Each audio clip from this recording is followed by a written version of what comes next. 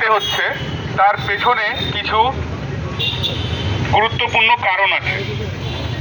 আমরা কিছুদিন আগে ফেসবুকে দেখেছি আসানসোলের ওইদিকে একজন বলছে যে বাংলায় থাকতে গেলে, মানে ভারতবর্ষে থাকতে গেলে হিন্দিতে কথা বলতে হবে, হিন্দি কথা জানতে হবে, তা না হলে বাংলাদেশে চলে যাও। আবার একই ঘটনা আমরা বর্ধমানেও দেখতে পাচ্ছি, একই ঘটনা আমরা কলকাতা মেট্রোতেও দেখতে পাচ্ছি।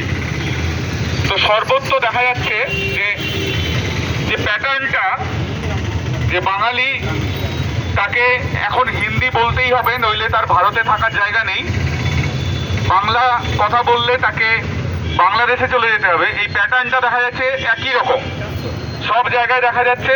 তাদের বক্তব্য হচ্ছে ভারতবর্ষে থাকতে গেলে হিন্দি জানতেই হবে, কিন্তু ভারতবর্ষের সংবিধান সেরকম কিন্তু কিছু বলছে না। ভারতবর্ষের সংবিধান অনুযায়ী 22টা ভাষা তার সমান মর্যাদা। এই 22টা ভাষার যে কোনো একটা জানলেই আপনি ভারতবর্ষে থাকতে পারেন এবং সেইটা নিয়েই আপনি আজীবন বাঁচতে পারেন। আপনাকে হিন্দি জানতেই হবে এমন কোনো ব্যাপার ভারতবর্ষের সংবিধানে কিন্তু লেখা নেই। কিন্তু এই যে 1947 সালে ভারতবর্ষ স্বাধীন হলো, তার এত বছর পরে, মানে 75-76 বছর পরেও বাঙালিরা, যাদের রক্তে কিনা দেশ স্বাধীন হয়েছে, তাদেরকে এইভাবে যে অপমান করা হচ্ছে রাস্তাঘাটে, তার বিরুদ্ধে এই প্রতিবাদ সভা। আমরা যারা পশ্চিমবঙ্গে থাকি তার 83% মানুষ কিন্তু শুধুমাত্র বাংলা ভাষাই বোঝে, বাদ বাকি মানুষরা কেউ কেউ হিন্দি অল্প একটু আধটু বোঝে, ম্যাক্সিমাম লোক কিন্তু হিন্দি বোঝে না। তাহলে এই যে 83% লোকজন যারা কেবলমাত্র বাংলা বোঝে, তারা সবাই কি বাংলাদেশি হয়ে গেল নাকি? তাহলে যারা এই যে জিনিসগুলো চাপিয়ে দিতে চেষ্টা করছে দিনের পর দিন, যাদের মাথায় এই ব্যাপারগুলো কোনোভাবে ঢুকিয়ে দেওয়া হচ্ছে, তাদেরকে কিন্তু এরপর থেকে আর ছেড়ে কথা বলা হবে না। যখনই দেখা হবে যে এইভাবে জোর করা হচ্ছে, তার কিন্তু চরম প্রতিরোধ বা বিক্ষোভ তার বিরুদ্ধে করা হবে।